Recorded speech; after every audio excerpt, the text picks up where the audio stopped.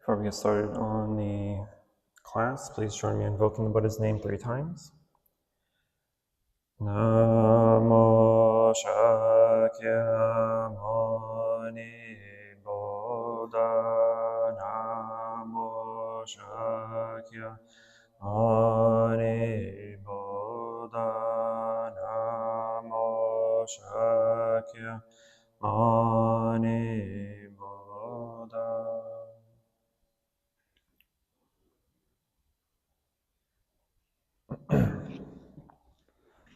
Are the speakers louder than usual, or is it just me? As loud as usual. Okay, I don't know why. Maybe my ears are sensitive today. And it's loud. As usual. Sorry, I haven't been feeling well lately, so all my senses are heightened for some reason. All right, so we are toward the end of our topic of mindful observation. And today I'll be covering the second to last topic of our main topic. And then hopefully I'll have to attempt to find a way to condense all these, 3 months of talks into one day for our meditation retreat on the June 13th. Because that's going to be our main topic for the retreat. Is everything that we've been talking about in class. So today we are going to be discussing observing the nature of experience. So it's kind of, this topic is really the accumulation of all the other topics that we've covered so far in this kind of series. And then next class will be a kind of more of a grand overall discussion of all the different observations that we've been discussing, which so far we discussed observation of breath, body, feelings, thoughts, and today we're doing the nature of experience. So as we start to continue to practice our meditation and mindfulness, right, our development of mindfulness becomes more stable, and our observation begins to reveal deeper patterns of reality, which is kind of the main topic today, is seeing the true nature of reality, or at least practicing towards seeing the true nature of reality. And the Buddha describes 3 universal characteristics that can be seen through this careful observation, this mindful observation. And these are known as the 3 marks of existence, which are impermanence, suffering, and non-self. So anicca, dukkha, and anatta in Pali. So I'll kind of give a quick high-level description of them, but I'll go into them a little bit in detail in a bit. But as far as impermanence, impermanence is described as everything that we observe is changing. And suffering, we suffer because things are constantly changing, and they can't provide lasting security or happiness. And for non-self, it's the realization that no permanent identity can be found, right, within these changing processes. So these aren't necessarily beliefs in itself, right, that we have to believe, but they are truths to discover through our meditation and observation.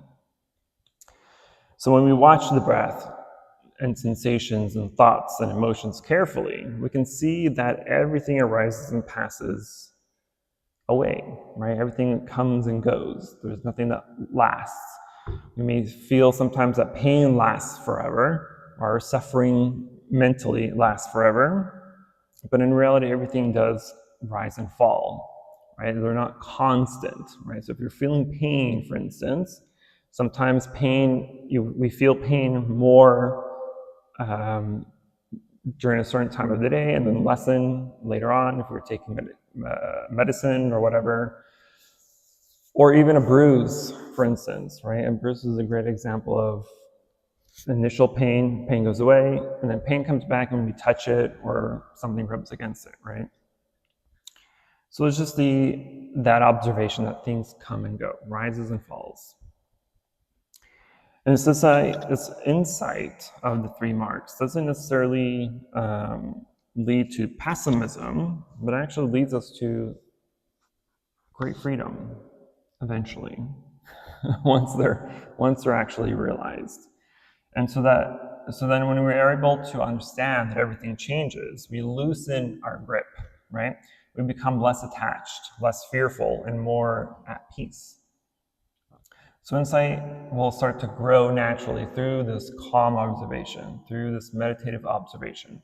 The more we observe, the more we are able to see its truth, and the closer we are to the full realization of that truth. So we really have to remember that everything rises, changes, and passes away, right? That's the formula. So we have to observe everything that arises, our breath, our sensations, the sound, our thoughts. Anything that is beyond nothing is something to observe. So we simply just have to know arising and passing, right? Anything that comes up, whether it's thoughts, feelings, sensations, emotional outbursts, right? We just know that those arise, they come into realization in our mind, and then they will start to disappear, right? And just knowing that really is our first step to realizing its truth, right? Knowing that things will come and go, arise and fall, right? They will show up somewhere and they will cease, whether it's pain, whether it's an idea or an opinion, whatever it may be, right? Just knowing that it's going to show up and eventually disappear, right? It doesn't matter how long it takes to disappear, it will disappear, right? Even though we may feel sometimes that it'll never go away. I'm always going to feel this, or I'm always going to feel like this. But in reality, you don't, right?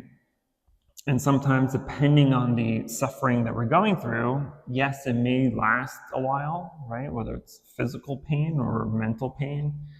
But still, it is still a cause that will eventually disappear. And just knowing that is kind of our first step to that realization.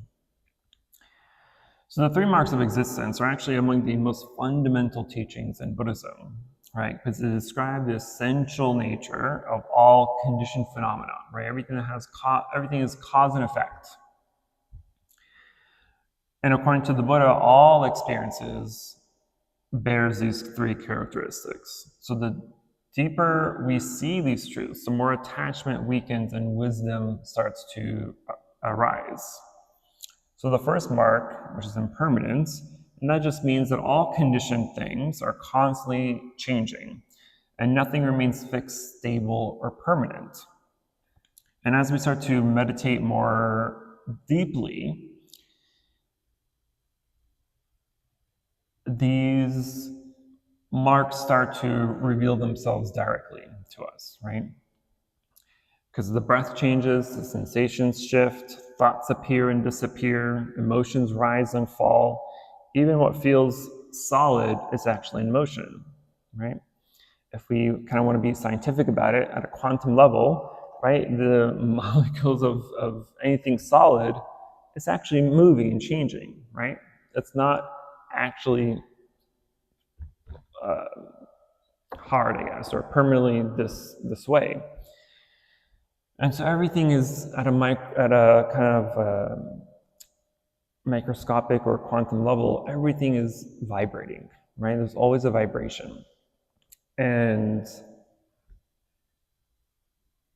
at least to me, that kind of helps recognize that everything's changing. Even this desk is changing, right? Because eventually, in maybe 50 to 100 years, it'll start disintegrating in some way, shape, or form, right?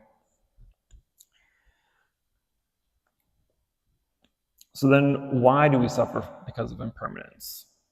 The problem isn't impermanence itself, right? The problem is that we want impermanent things to be permanent or to remain permanent, right? That's really one of the main causes of our suffering, is we want our significant other to live forever. We want our children to live forever. We want, our job to always be stable or increasing. We want our house to always be clean, always look fresh. So nothing is ever stable or permanent, sorry. And because of that, we start to cling to youth, to health, to pleasure, to people, to ideas and identities. But because all things change, attachment inevitably will produce suffering. Right? So if you keep that in mind, right, and knowing that things are constantly changing, that come and go, then when they do start to come and go and cease to be, the letting go of that, or the letting go of the attachment we have to that, starts to weaken, right? We're not so clung to those things that we won't cling so much to the impermanent things and wanting them to be permanent. The second mark is suffering, or dukkha. And dukkha, unfortunately, has a broader and deeper meaning than just suffering, right? Because we typically translate suffering as dukkha. But dukkha isn't, or suffering isn't, suffering is the best word for the most part that we can translate dukkha, but really more broadly, it's more about dissatisfaction, because it refers to the underlying instability and inability of conditioned existence to provide lasting fulfillment. So some obvious suffering, right, is pain, grief, suffering, aging, death. There's also the subtle forms like anxiety, restlessness, dissatisfaction, or fear of loss, right? And even pleasurable experiences are dukkha, because they too won't last. And we have a fear of losing them, or because we cling to them and want more, right? So we suffer not only because difficult things happen, but because we resist reality. And the reality of things is nothing's permanent, and because nothing's permanent, we suffer. And we suffer because, we'll get to the third mark, which is non-self. And so non-self in itself is probably the most profound, but also most misunderstood teaching in Buddhism. Because the Buddha didn't say that nothing exists, but rather he taught that what we call self is not a fixed, stable, permanent entity or independent entity. So what we call I or me is actually just a constantly changing collection of body and feelings, perceptions, mental formations, and consciousness, right? The 5 aggregates, the 5 skandhas. Because these 5 aggregates of body, feeling, perceptions, mental formations, and consciousness are always changing, then there's no permanent me there, right? We're not always going to be 21. We're not always going to be youthful. We're not always going to have non-gray hair. We're not always going to be strong or healthy all the time, right? But we cling to the ideas that, yes, I want to be 21. I want to look youthful. I want to have good health. I don't want my hair to turn gray or white. I don't want my body to disown me and start to cripple, right? And so we kind of have to let go or see those changes. And because those changes are inevitable, then there's no reason to hang on to them. Instead, we should just accept them for the natural reality of life. But most people don't, right? That's why people work out. I mean, they work out for different reasons, but typically, hopefully, the real reason to work out is just to be healthy, to be strong, right? To be able to be functional. But then also we take vitamins and supplements and serums and moisturizers and creams and dyes and all these other things to attempt to remain the vision of ourselves that we want to have and want other people to see. Does that work? Maybe for a while, but eventually your serums and creams and lotions are going to stop working because the body can't keep up. So why does this matter then, right? Because normally we assume this is me, this is mine, this is who I am. But the three marks are the mark of suffering, of non-self. Through careful observation, it starts to reveal that thoughts change, that emotions change, personality changes, and that even the body is continuously changing. So no permanent core can be found, right? There's nothing that's lasting. And this insight doesn't lead to nihilism, like I said, right? It actually leads to freedom, because as soon as you start to gain those realizations of the three marks, our attachment toward them start to lessen, and we start to, in a way, not care, right? Not care, but not care of, in a sense that it is what it is, kind of an attitude. So non-self isn't the destruction of a self, right? It is the realization that the self was never fixed to begin with, right? There was no permanent entity there that will ever be there in its same shape or form, right? Were you the same person as you were yesterday? Absolutely not. Were you the same person you were last week? Absolutely not. Last month? Last year? How many layers of dead skin did you release? How many how many pieces of hair were lost or changed color? How many wrinkles did we generate? Right? So where is that person? Why are you obsessed with them?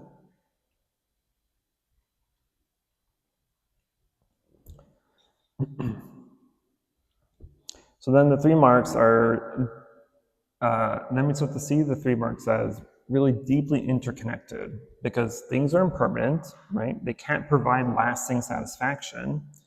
And because they're constantly changing, they can't be a permanent self.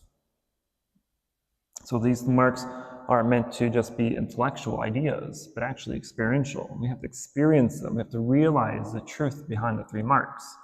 Because if we're able to realize it, then again, we come back to that idea of it is what it is, right? I'm going to suffer. I'm going to realize that things are impermanent. And through those processes, we come to, hopefully, eventually, the realization of non-self.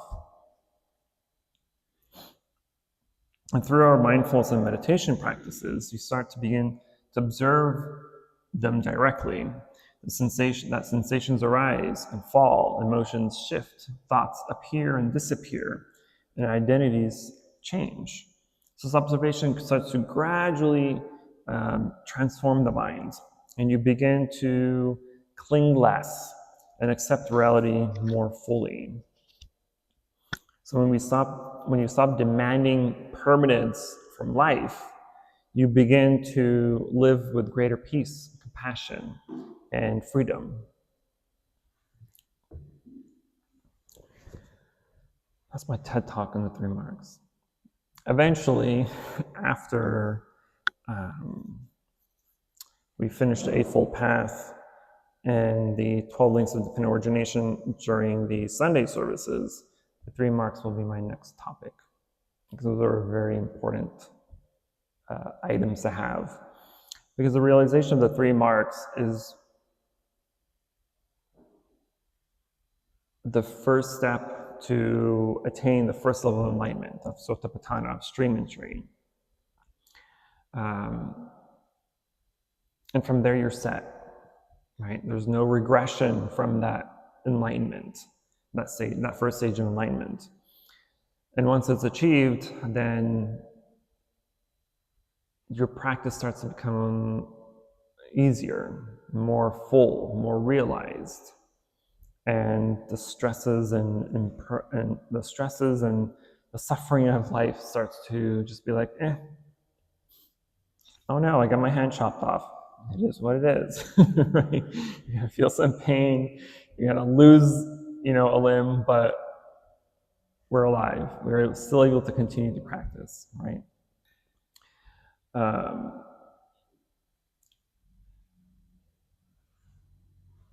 I think one of the also main causes of our dissatisfaction of practice is laziness, right? Which is one of the 5 hindrances of meditation, sloth and torpor. Because we live in an age, unfortunately, where we're just surrounded by stuff. We're surrounded by things, by media, and it creates a very lazy attitude. I'm like, let me watch one more episode of the show, and then I'll go and read or practice. Let me just finish this movie, and then I'll go read and practice. Let me finish, shopping before I read and practice, right?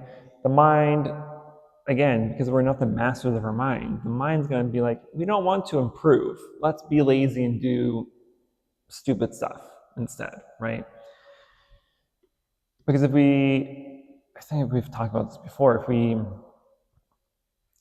think of the reasons of why you're bored, right? You could be at home, just sitting around, you're like, I'm bored. What is that boredom actually? Actual question. What is that boredom? Anxiety is one part of it, yeah. Ugh. I'd rather be over there when it's raining, not to walk in the rain. Boredom, I think, like we said, mind is obsessed with itself. So, and at the same time, mind just wants to do something. It wants to get busy in the future or the past. It don't want to stay here like in the present moment. Right. That's what boredom is. Boredom is like, I want to be there. I want to be doing something. Or my past moment was very beautiful. I want to hold on to that. Right. I want to bring that past moment back. Or if there was something bad, I'm thinking, well, why did it happen? So I'm just like in the past, in the future, not here. Right. So boredom is essentially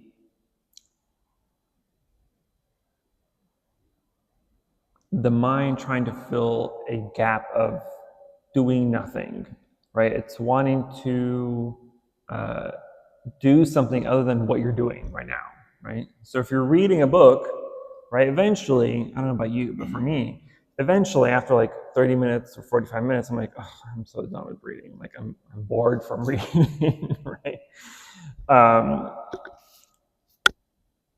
So it's the wanting to do something else other than what you're doing. It is the uncomfortability that you have by being with yourself, by yourself, right?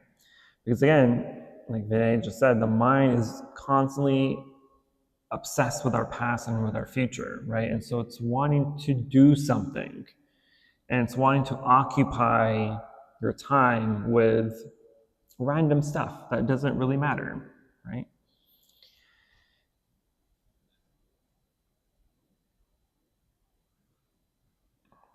And then that starts to cause us anxiety, it starts to cause us stress, it starts to cause even more deeper boredom, right? And so there's a lot of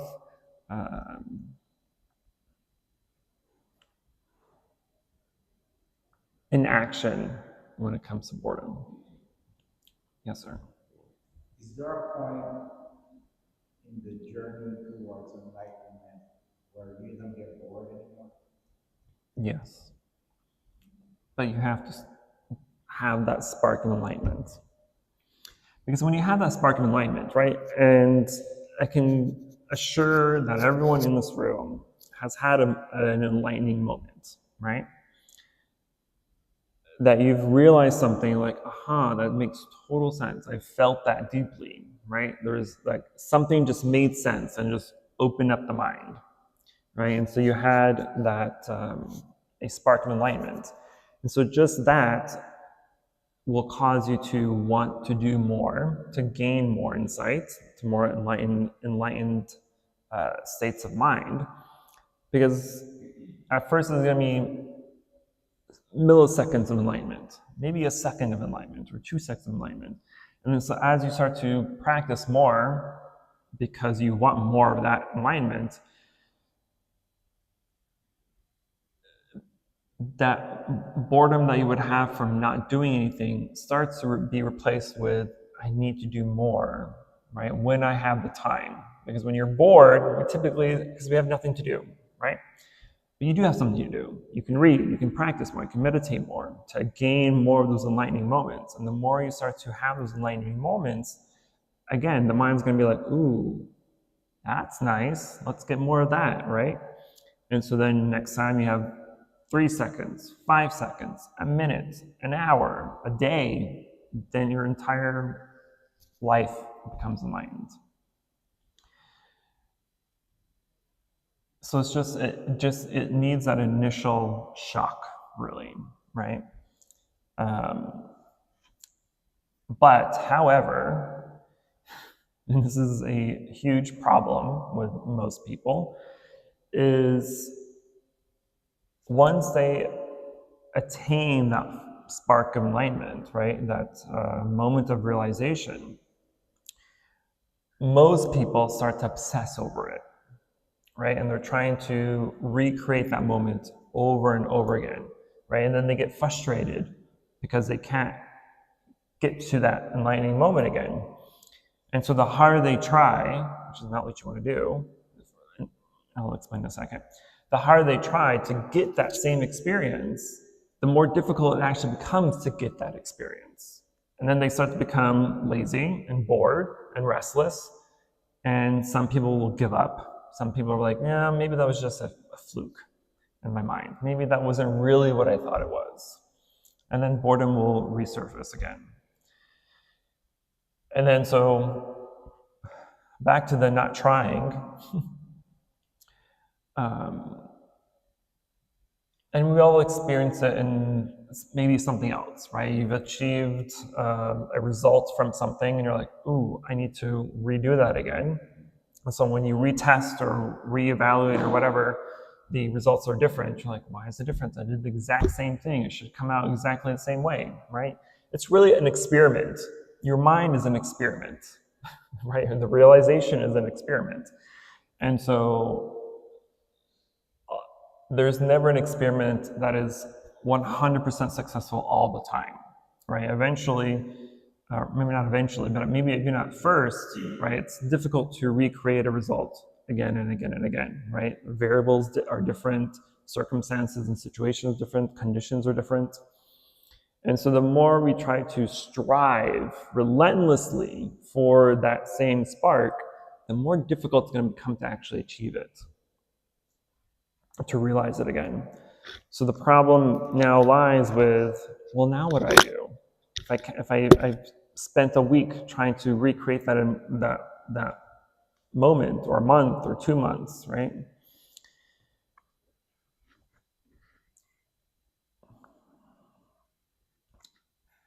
But think of that. Think of that.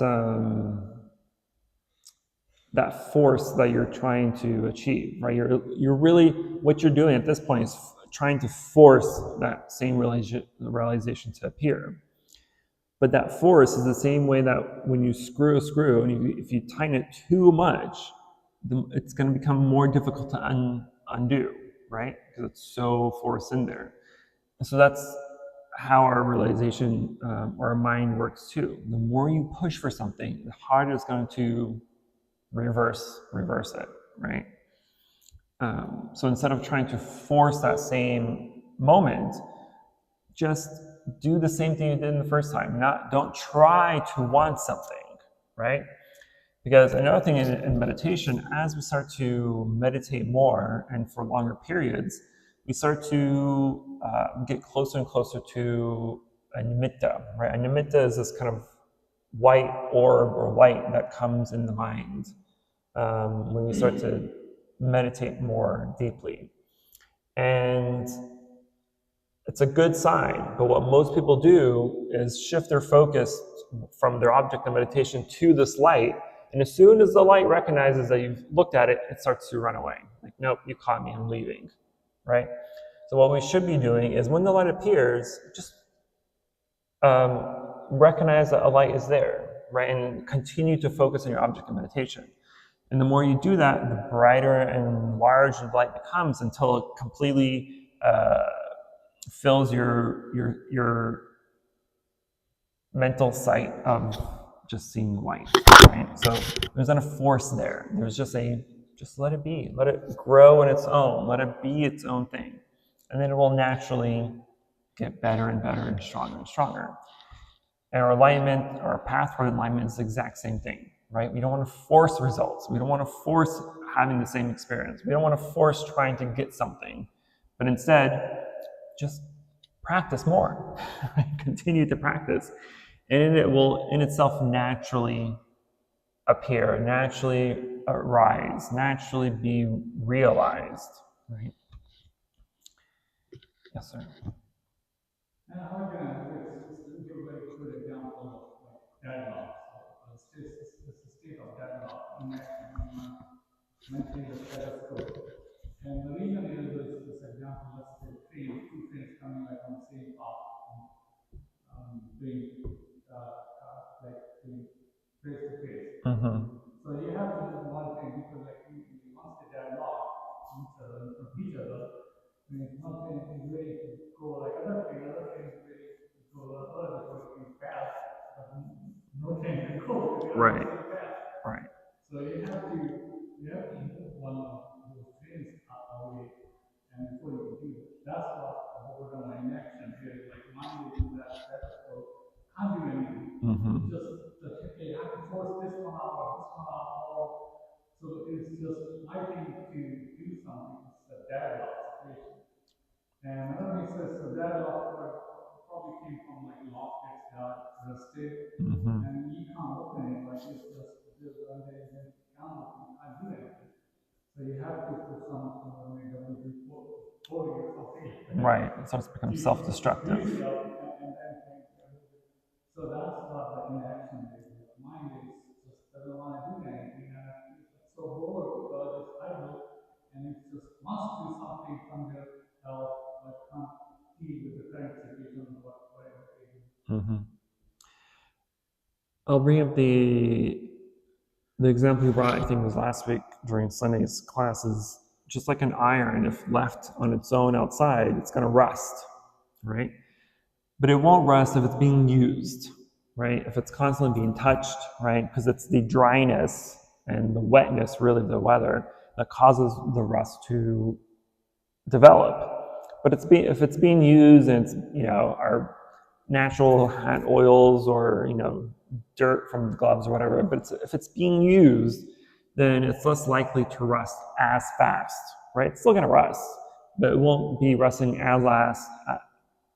it won't rust as fast if it's just left out in the elements, right?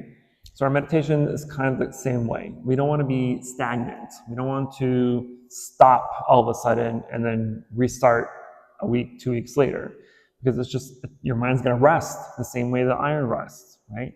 So we constantly have to exercise it, pretty much, right? And that's really what meditation is exercising for the mind, right? The same way we go to the gym. If you go to the gym, I don't. But if you go to the gym to work out, you're working out to exercise the body, right? To develop the body, to have the body become healthier. Meditation is the same thing for the mind, right? Because if you're not doing anything with the mind, you're not stimulating the mind, then the mind starts to dull, right? You start to get dementia when you're 40, right? Or 50 or 60, instead of when it's supposed to happen in your 60s and 70s, 80s, really. So it has to be stimulated the same way. It has to have activity. Otherwise, it's going to dull out and become lazy and don't want to do anything, right? Like, oh, I gave it a try. It didn't work. Well, it didn't work because you didn't really put as much effort as you thought you did. right? If you put in as much effort as you think you want to do and actually do it, then your practice becomes much easier. Your meditations become more stable, more concentrated, more focused, and you're able to have deeper and longer sessions because it's being worked. Otherwise, if, for instance, we just laid in bed all day, every day for a year, you start to develop muscle atrophy, right? And next time, a year later, when you're trying to get out of bed, you just immediately collapse. And our mind works the exact same way. Means the medical science has all these different words like plague and high cholesterol, LDL, and all those things. But it's exactly the same thing. It's actually body Oxidizing. Yeah. oxidizing. And it's like same thing. The dementia, if you look at the MRI, it's basically building a plague inside, and all the inactivity and doing something not taking care of, like I said, medication, like smoking, drugs, alcohol, and having stress, bad thoughts, negative thoughts. All those are really disgusting. Yes. Same thing. Yes. But the medical science calls cholesterol and plaque, and that is called the plaque. You have this deposit. But if you don't clean your teeth, basically you can have some plaque for your teeth. Yeah. So same thing. Exactly. Yes.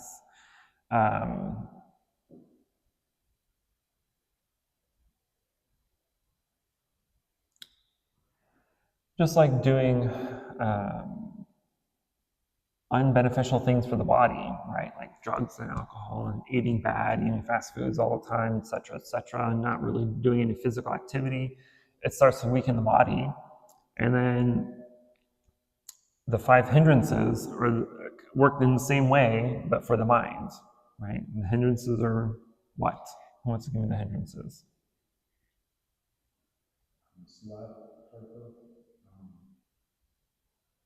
Anger, Ill will. 3 more.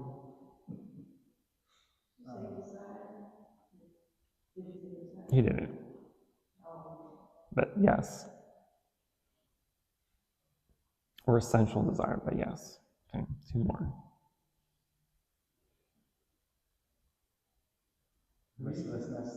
Restlessness. oh my God, I'm so rusty. See? No. Doubt. Yes. So 5 hindrances are desire, ill will, or anger, restlessness, sloth and torpor, laziness, and doubt. Right? So those are the 5 cancers, the 5 rusts of the mind. Yes. Good for you.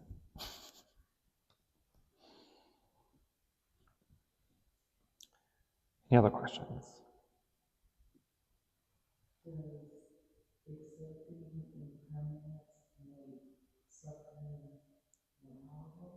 Yes. Absolutely, yes. Because it's because of impermanence. Impermanence is one of the main causes of our suffering, right? Because like I said before, impermanence is we have this desire to have impermanent things to remain permanent, right? So again, we want to have our husband or wife live forever, our kids live forever, to have a clean house all the time, to have a clean car all the time, to have easy money all the time, to have a good job all the time, to have an easy life, right?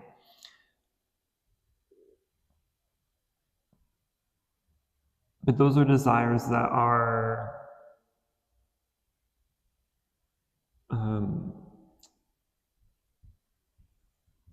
what's the word I'm looking for?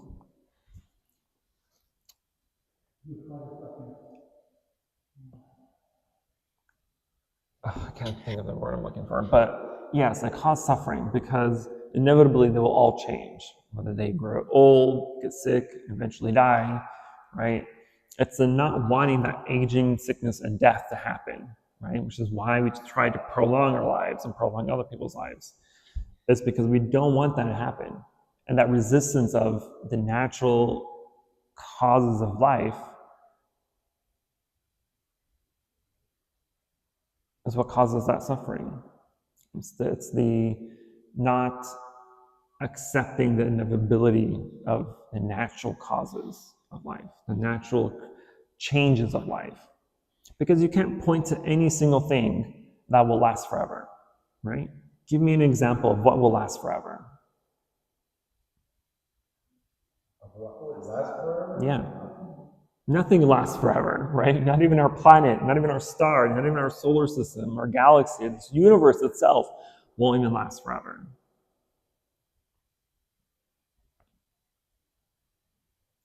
The age of the universe is something like 10 to the power of like -6 trillion or something, right? So it's an unimaginable number, right? Like it's unfathomable.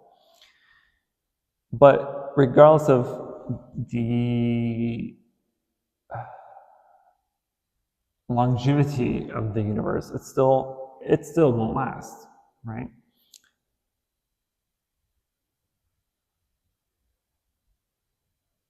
But impermanence is one of the main causes of our suffering. Impermanence also has kind of a subcategory of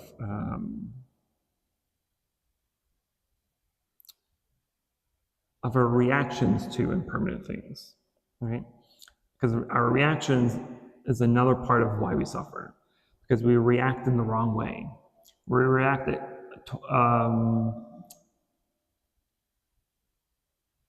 toward the things that we accept or don't accept, right? Because if something is favorable, then you react in a positive way. But if something is unfavorable, then you're going to react in a negative way. And that negativity is what causes our suffering, because we want things to be different than what they are.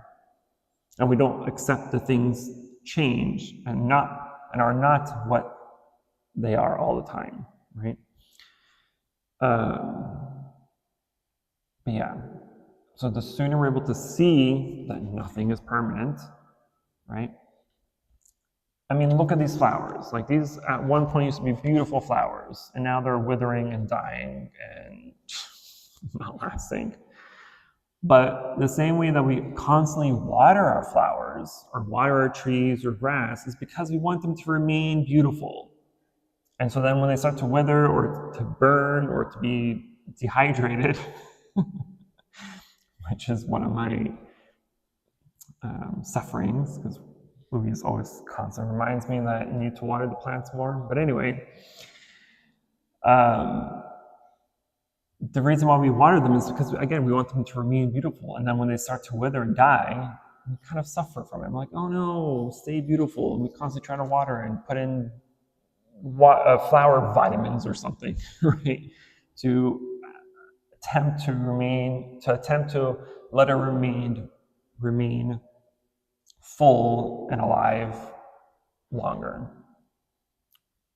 Instead of accepting that it's not connected to roots, it's not connected to the ground, it's not connected to constant light and water, then obviously it's going to die eventually, right? The same way you would die without food and water.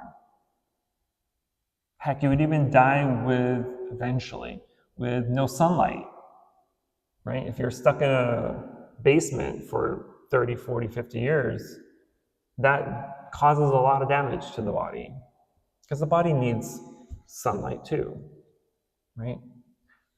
Think about it. We were only created, humans were the very first cells were developed because sunlight was there, right? There was water and the crap in the water, and the sunlight, the heat made it grow and expand and become a living cell, and cells went to larger cells and multiple cells, blah, blah, blah, and eventually here we are. Thanks to the sun, right? If we had no sun, we wouldn't be here. Look at all the other planets in our solar system, right? Some have water underneath ices, right? Like in Saturn's moons, right? Some of Saturn's moons have a very thick layer of ice, but below them there's actual water, right? We don't know if there's life in there yet, right? On a cellular level, but there's still water. But if it had more sun, then the ice would melt, and then it's more likely that life would also develop. I went on a tangent. I forgot what the topic was. So impermanence applies to earthly things, not like God. To anything, even our thoughts and our opinions and the way we view ourselves, all that's impermanent, right? Because think of an opinion, for instance. You may have had an opinion 10 years ago that was so solid that you would have believed for your entire life, but then today you're like, I don't necessarily believe in that anymore, or I don't accept that anymore, right? I mean, think of people who change political parties or change careers, right? It was unsatisfactory because it didn't uphold their beliefs or their opinions or their likes or dislikes, and so a change was happened, and that change is impermanence, right? So it's everything.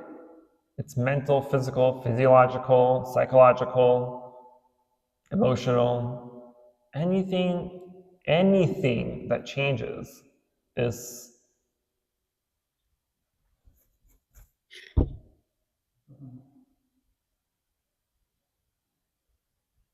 destined for impermanence. Yes. Yes, ma'am. I was gonna say, like, we just experienced impermanence because it was raining outside. Exactly. Even the weather, thank goodness it's sunny again. Because walk in the rain. But yeah. I was going to say, like, it's very easy to understand. It helps understanding impermanence, but if we understand that this, our mind always is obsessed to permanence. So it's very easy to understand. Like, we are always obsessed to everything be as it is, like youth or surrounding or relative or life, everything we want exactly the same way or forever. And that is root cause suffering. So even everything is changing, but we just don't want to see that. We just even you're seeing in our eyes every day, but we just say, it's not true. We are in illusion that it's all permanent. Whatever is happening is just it's all real. But nothing is real. It's all illusion. And this illusion we are obsessed. We are obsessed with self, we are obsessed with everything, thinking that it is permanent. And that is causes suffering. That clinging towards that permanent or attachment to the impermanent things is root cause. Right. A good example of that is ourselves, right? We don't, again, I've said it before, that we don't see the aging in ourselves, right? One of the ways, the easiest way to see our own aging is gray hairs, white hairs, our body starts to ache more, and we're unable to do as much or as many tasks as we used to. But we don't really see that as impermanence, right? We're seeing this illusion of ourselves that used to be youthful and healthy and happy, and now we're the complete opposite. Right? It's not as easy for us to see those changes within ourselves. But you see it if you have children, you see it in your kids, right? As they old and they start to develop and become bigger and smarter and more adult, hopefully, we're like, oh, I don't want my baby to get older, right? You want them to stay small and young all the time. Or same thing when we get puppies or kittens. We're like, oh, they're so cute. I don't want you to grow. They eventually do. And so we don't always see impermanence in that way. But if you're able to see impermanence in those changes, right, then the acceptance of knowing that they will age and grow and get sick and eventually die becomes just a passing thought, right? It doesn't become so detrimental. It doesn't become so, or it doesn't cause you as much suffering. Because when someone that we care for dies, a lot of people go into this crazy mental state of suffering because they lost someone that they wanted to have for longer or forever, or that you would die before they would, so you don't have to experience that suffering, right? That unacceptance of suffering, of impermanence, is what eventually will cause you to suffer.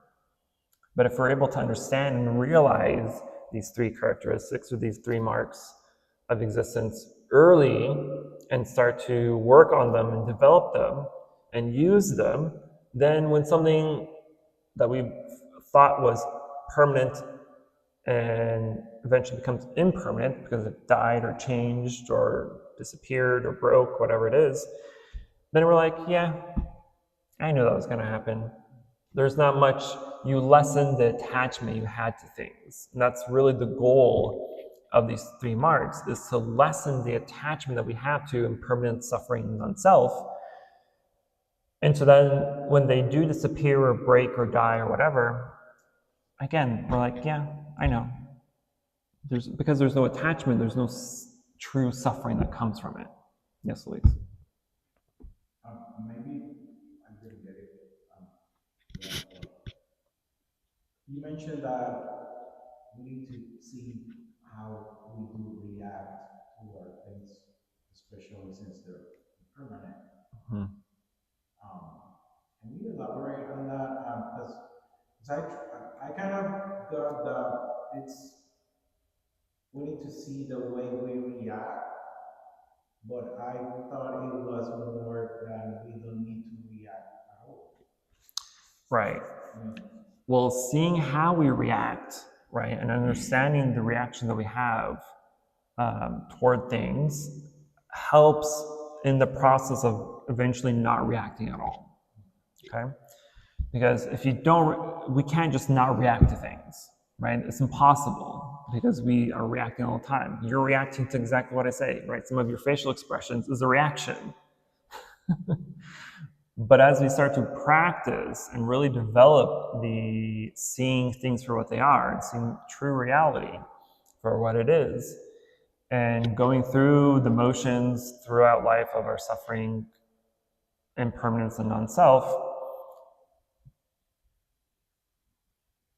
the deeper it becomes solidified in our minds. And then eventually when something does happen, there's immediate acceptance. There's no reason to react because acceptance will come before a reaction, right? A perception comes before the mental formation, right? Perception here is, I see people, and then your mental formation is, this is a woman, this is a man, they're tall, they're short, they're black, they're white, et cetera, right?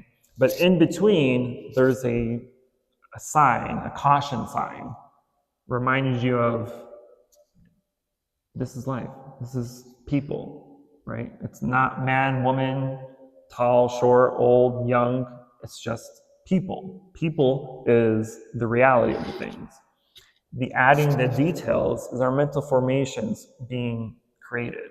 Those mental formations aren't necessary because those mental formations, all the extra details and all the extra fluff that we give to things, right? The same example I use for when we're meditating and a door opens, right? Most people's reaction would be, who is it? Why are they late? Why are they making so much noise? Why are they phones jingling? Why is the phone not silent, right? And so then the mind, because it's bored, sometimes, even during meditation, it's bored, it starts to react by creating false stories, right? By asking those questions. But true reality of the thing is, a door opened, a sound was made. That's the only reality of the whole situation of what just happened, right? And so there's a middle ground between our thoughts and perceptions and the mental formations being created. There is a caution sign in the middle saying, is it really someone late? Is it really a man or a woman, tall or young, tall or short, young or old? No, it just is a person, a being. And then when the mental formations, then that prevents a mental formation from being created, meaning that we don't have a reaction. But the reaction is, where does the reaction fall? in the 5 senses. It's a feeling, it's a perception, it's a formation. It's the in between perception and mental formations. Right? Because the mental formations is where we add all the details: young, old, tall, short, man, woman, ugly, beautiful, etc., etc. And if we have those mental formations, then it gets embedded in our consciousness, our stored consciousness, our alaya vijnana, right? Stored consciousness. And that's where it's being stored. That's where it's being saved, right?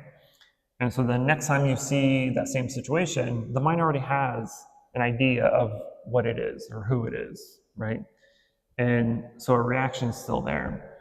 But between having perception and mental formation, again, that's where we can put a stop to it. So no mental formation is being created, meaning no reaction will be developed. So the purpose of being aware of our reactions is to choke mental formations. Pretty much, it's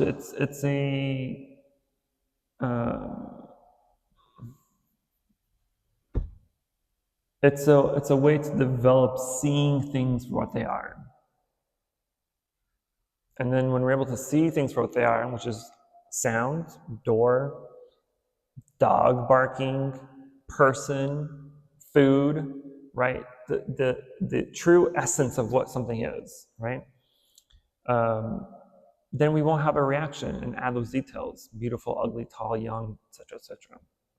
And so, yeah, in a way, it's where we can choke reactions and not let it cause to develop.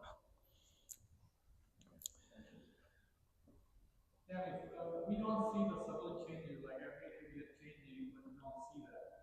But look at if we have a past memory, past picture, 20, 30, 40 years old pictures, and we look at those own pictures, photographs, and then we see, oh, what happened? Well, then you see the reaction to that person. Right. Like you changing every year, seeing the mirror every day yourself. But you don't react because, yeah, it's me. But we are attached to that, obsessed to that self. But you look at that self for the past 40 years or 30 years, and then you look all of a sudden like go to the album and see, it doesn't look like me. And in fact, I had a 25 years old law school, 26 years old law school. Wow. And the guy at the cashier said, "It's not you, it's your son." I said, "Did you check the year? This was from 99. And the guy said, "No, we can't accept it. This is not you." And so that's why it is like this. I have that photograph in my I never looked at it, but that's why it is. Like you got shocked, and you don't want to see that. This is very unexpected. Why did it freeze? So that's the reaction. That's kind of very bad reaction. And we do not see the things that we have changed so much in 25, 30 years. We're changing every day, but we don't see because of subtle changes every day. Right. And that's why we don't react. We look at ourselves, and then we're going to die, and we don't accept that we're going to die for the future. And we're just like so obsessed with permanence, whatever it is, right now. And that's what we should be seeing. Like, anything changes, anything deviates from the current situation, or like we get accident, we get like we said, a hand gets chopped, and then we reacting right away. Like, okay, the hand is gone. Right. How did it happen? So if you like when you go back and look at pictures, 30, 40 years old pictures, you will see like, oh yeah, you're not that one, that person, handsome guy or beautiful girl who you were 25 years old. Right. Yeah, exactly. Think of kind of going back to the missing limb, right? There's a thing called missing limb syndrome, I think it is, or phantom limb syndrome, right? Is when you feel a limb still there when it's really not there, right? But it's the mind reacting to the impermanent change. It's the mind reacting to the change that you're no longer having a limb, but it thinks you still have the limb. And so it makes a false feeling of that limb still being there.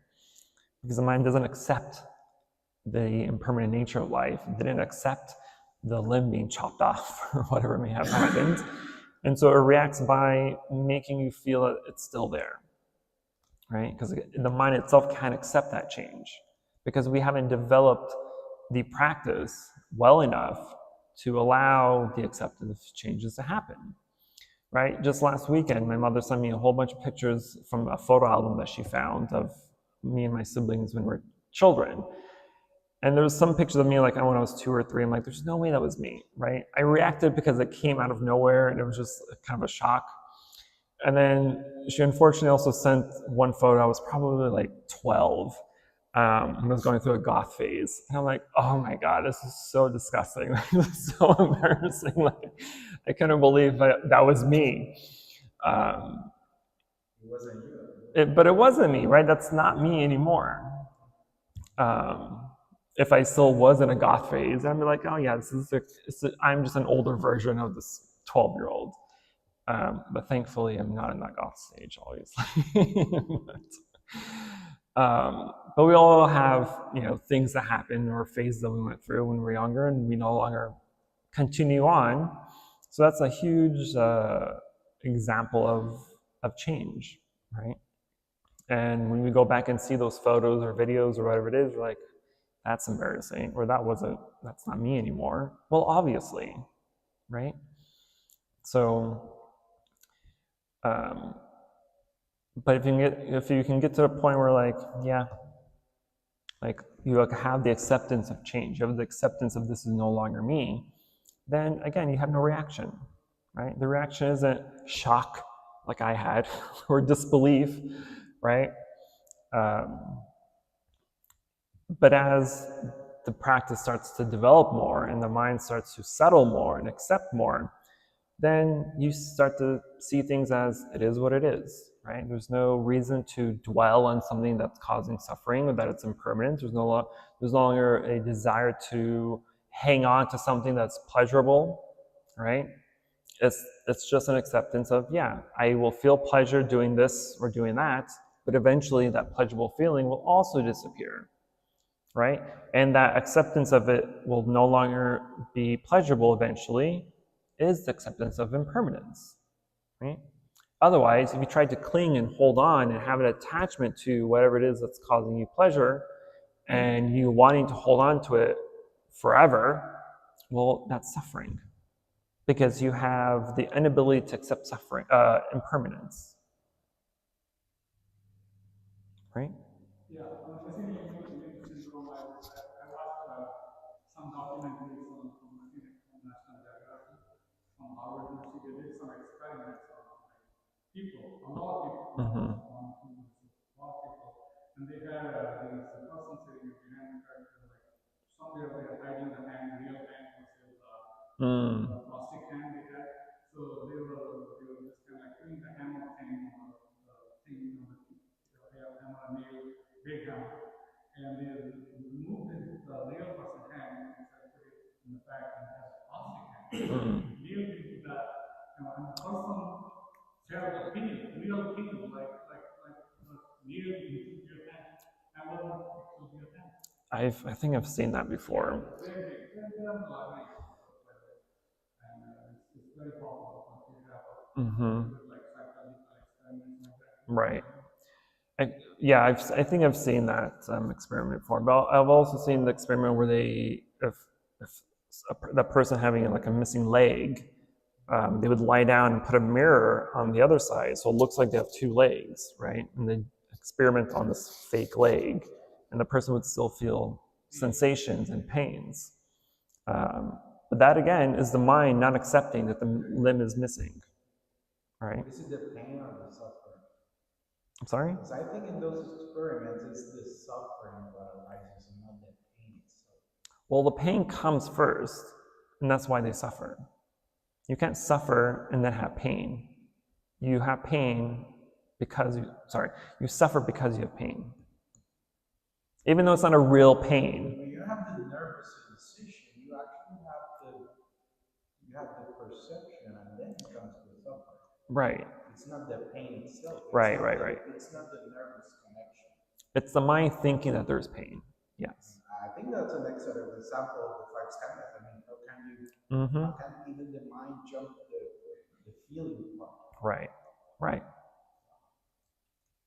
So don't lose a limb. Yeah, it's a science. Moral of the story. Yeah, I remember that experiment too. I think we also brought that up when I was in grad school in my psychology classes. I think that's where I saw it.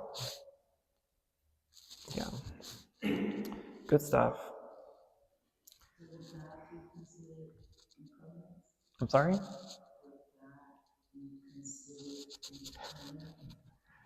impermanent? From a non-godly religious perspective, yes. Because even in Buddhism, right, we have the realms of the high realms of existence, right, like the gods and the demigods and whatnot, and these godly figures. But in Buddhism, we know that they too are impermanent. They may have very long lives, like millions of years from cosmic perspective, but they too are impermanent. Because they're only in that position because they have good enough karma, they have good enough spiritual practice to be able to achieve that level of godliness, right? But they're really just using up money, right? Because eventually, let's say you have a $5,000 budget to go shopping, right? Eventually that money is going to run out, right? Likewise, our karma that brought us to these higher realms of existence will also run out.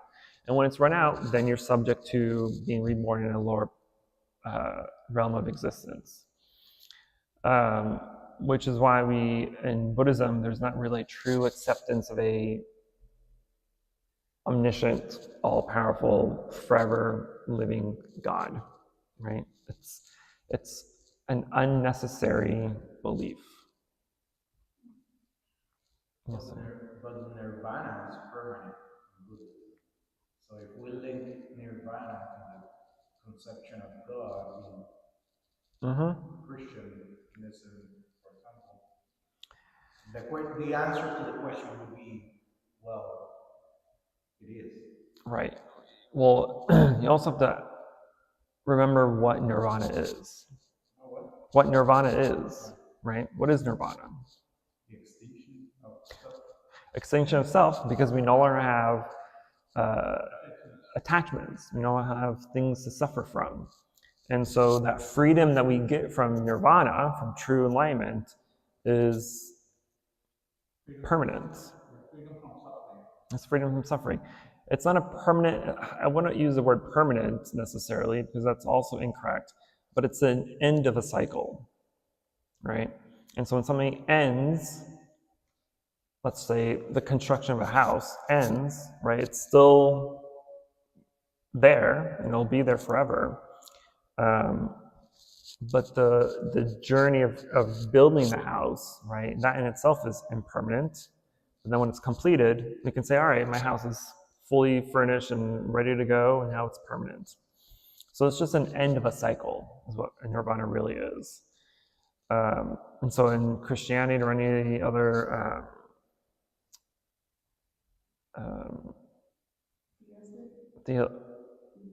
theistic religion,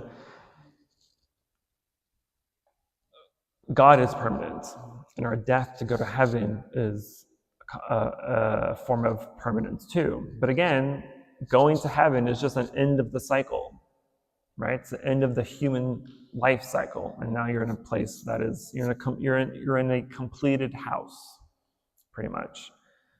But if we look at it from a Buddhist perspective, even that house is also impermanent because it will eventually disintegrate. It will eventually fall apart and leave, die, right, in a way. Oof. Yeah, nirvana, the way I understand, like nirvana is a state of mind where until we die, we stay in the same state where we have we have detached we understand governance and we are completely free from suffering. And state of tranquility, we are just not Right. And that's the state of mind. That's what then when Right. we see that it's permanent versus some other form, something else, I think we are illusion. Mm-hmm. So same as God or any state, like this whole universe is changing. So God, whatever we named it, whatever phenomena we named it, whatever we plan to create, they are ever changing. They're going to be there. Impermanence doesn't mean everything gets destroyed. It's just changing the shape. Like when we, for example, we were a little kid and we changed to this old man, old, and then we die. But we are there. We will be changing to the after death. We will change into the gases or Mm-hmm. the particles into rocks, bones, turn into fossils or something like that. But it's there. If the God is going to be there, it's not going to be left like it will be in different shape or form. And billions of years or whatever we have got in our mind. But it's changing. So if the impermanence means doesn't mean it's going to destroy itself. It will change into another shape or form. Right. And that's what the nirvana is, where we understand fully, and then we can keep that state of our mind constantly for the time being until we leave on this earth and we die. It's go to different shape and form. Right. I guess in Buddhism, a good example of what heaven would be the eradication of the 10 fetters, right? Because of the eradication of 10 fetters then puts you in the eradication of the 10 fetters will fully enlighten you. You become an arhat, right? A fully awakened being. So it's the eradication of non-self, of ill will. Hopefully I can remember them all. Non-self, ill will, doubt. Yeah, I'm trying to go in order. The eradication of rites and rituals.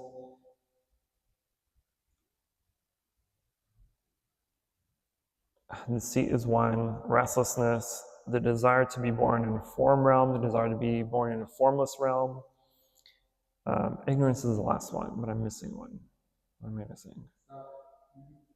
That was the first one. But anyway, the 10 fetters, right? To that, the eradication of the realization of the 10 fetters is our heaven, right?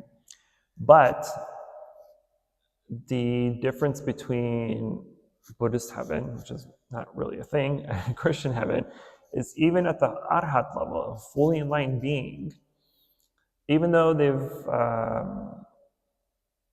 eradicated ignorance, which is the last one, the last step, they still have very minute traces of ignorance, right? Which is the reason why they can't become a bodhisattva or a Buddha, right? Because a Buddha is the Buddha is anuttara samyak sambodhi, right? Which is the supreme ultimate right enlightenment, right? It's a complete eradication of everything that will ever cause you suffering. And so even when one is fully an arhat, they would go to heaven, and they can just you're fully enlightened, right? You don't have no more rebirths, you have no more existence. You're free. But like I said earlier, even going to heaven is impermanent, right? Because you're just there to use your credit karma credit, right? But eventually that credit will end, and you'll have to be reborn in a lower life of existence. And typically, a human is the path, because it's only in the human form. It's only in the human form that one can achieve full enlightenment, right? Because the higher forms of enlightenment, the reason why beings in a higher form of enlightenment can't attain enlightenment is because their lives are so pleasurable. They're full. They have everything they ever want and need. They're like, I'll work on nirvana tomorrow, right? And they just keep on pushing that, that deadline. until they've used up all their karma credit and now they're reborn in a human life.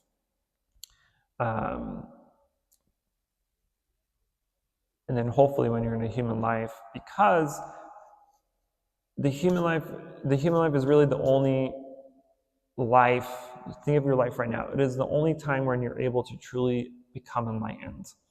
Because you have all the resources, you have all the teachings, you have all the skills that will require you to become enlightened. And especially if you were reborn from a higher level of existence, you already have a really good chunk of good karma left, right? And that will help you get to where you are. And you get to suffer and to know that. Exactly. So for instance, and from a Buddhist perspective, you are all here, we are all here because we were reborn from a higher level of existence. Because you've had enough good karma to bring you back to the Dharma, to bring you back to the path of enlightenment, versus all those beings that did not, that are non-spiritual, non-religious. So you're in a good place. So be thankful for that. Use it wisely. Because otherwise you've wasted another life. And we don't want to waste lives. We want to eradicate them. I keep saying, I can't do this again. So I'm trying to attain that alignment as soon as possible. I feel like I'm halfway there. So a few more steps to go. But I can say the same for all of you too. You have to strive. Isn't the 10th fetter the one that when you're almost there, you want to stay in that state? Yes, it becomes, it's a state where it becomes, you become attached to your enlightenment, pre-enlightenment, or pre-full enlightenment. It's almost the same feeling of nervousness when you're starting a new job or going to a new job interview, right? We're always nervous, and we always have, or you may have, even though you're excited, but there's a nervousness behind that too, where you almost feel like you want to back out because you don't want this change. You don't want a new change. And so the same way when we reach or attempt to reach that 10th level, that 10th fetter of eradicating ignorance, there's that same nervousness there behind that, right? We're like, oh, I want that, but I'm scared. Like you're scared to dip in your toes into the hot water. But yeah. But I think most of us is far from that stage, so we'll worry about it in a couple of years. All right, we are so past time, so we will have an unfortunate short meditation today, but during our meditation, try to reflect on the 3 marks of non-self impermanence, of impermanence, non-self, and impermanence, suffering, and non-self. Right? See what arises during your meditation and try to categorize everything that arises. Whether your thoughts, feelings, beliefs, likes, dislikes, try to put them in a category of those 3 marks and see what arises the most. And we can use this, the scale, to kind of help you figure out where you need to work more, right? Because we'll always have something, we'll always have the scale. Until they're fully realized, we'll always have the scale of between 1 and 3, right? Sometimes, because if you go in order of impermanence, suffering, non-self, right? Because that's how the order of the assembly line goes, right? You may see that non-self is more prominent than suffering and impermanence. Or maybe suffering is more prominent than impermanence and non-self, right? It could be in any direction. So when we practice meditation, you start to label those things and put them into one of these 3 buckets. At the end of the session, you can contemplate on what bucket is most full, and which will indicate that's something you need to work on most, right? We want to work on all 3, but whatever bucket is heavier or fuller, that's what we need to work on. We want to get to a point of leveling out the play field, really, right?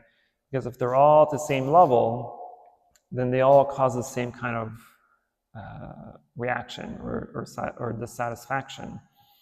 And it becomes much easier at that point to actually work with them and realize them. All right, so we will go ahead and do our sitting meditation.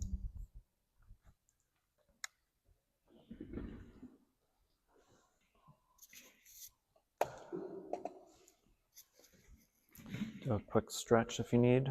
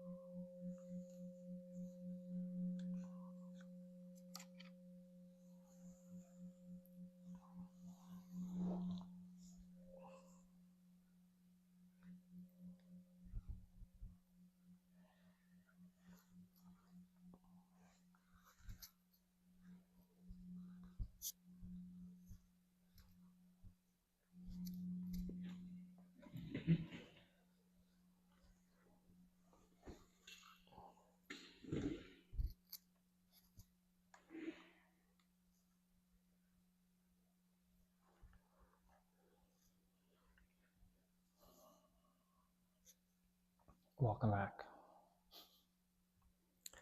Hopefully you made some progress in your buckets, 3 buckets. Or at the very least had some experience arise. That's one of the 3 buckets, which I'm sure you did. Because anything that arose would automatically be put into the impermanence bucket, right? Because they fell away, disappeared. Okay, we are slightly past time, but hopefully, regardless, the meditation was still fruitful and helpful. Before we end, a couple of announcements. Next Saturday, we will have a mindful day of working, so a volunteer day pretty much. Hopefully the weather is favorable because most of our work will be outside, cleaning up the area where the top half of the fountain is, to get it ready and cleaned out for the Vesak, which will be celebrated on the 31st of this month at 10 a.m. So hopefully you will be able to participate with that. It's our most holiest and important Buddhist holiday of the year. So it'll be beautiful. We'll have some Vietnamese dancing in the beginning of it. Some really good food. Food is always my favorite part. It'll be a very eventful, beautiful, auspicious holiday, which also means that we will not have normal Sunday service that day. So there'll be no service at 12:30. 10 a.m. And then, of course, our retreat will be on the 13th of June. And that'll be an all-day, full-day retreat. So it'll be from 6 a.m. to 6 p.m. Again, it's a meditation retreat versus our 8 precepts retreat. So our meditation retreat is more meditation, very little chanting. We'll only have chanting for the opening and closing ceremonies. But it'll mostly be focused on meditation sessions. And because I found something in storage that I totally forgot about for years, our singing bowls, the sound bowls. So I'm going to use that for some sound healing therapy instead of the tea ceremony that we typically have at the end. So I'm going to replace those. I just have to freshen up on my singing bowl skills because it's been literal years since I've used them here. So that'll be exciting and very relaxing, I hope. It won't be for me because my arms are lanky and it's going to be tiresome. But I'm willing to suffer for your enlightenment. So that's that. That's all that's coming up. So next Saturday at 9 a.m., we'll have the day of mindful working. It'll be from 9 to 3. We'll have lunch, of course, provided. And then the 31st is Vesak, and the 13th of June is our retreat. So I hope everyone will be able to participate in all those events. That is all I had for announcements. Any last minute questions, feedback of your practice? Okay, good, because I'm tired and I need another cup of coffee. Please join me in invoking the Buddha's name 3 times, and we will end today's class. Namo Shakyamuni Buddha. Namo Shakyamuni Buddha. Namo Shakyamuni Buddha. For any positive karmic action we've accumulated here today, we wish to transfer the merit to all sentient beings and wish them full enlightenment. Namo Shakyamuni Buddha.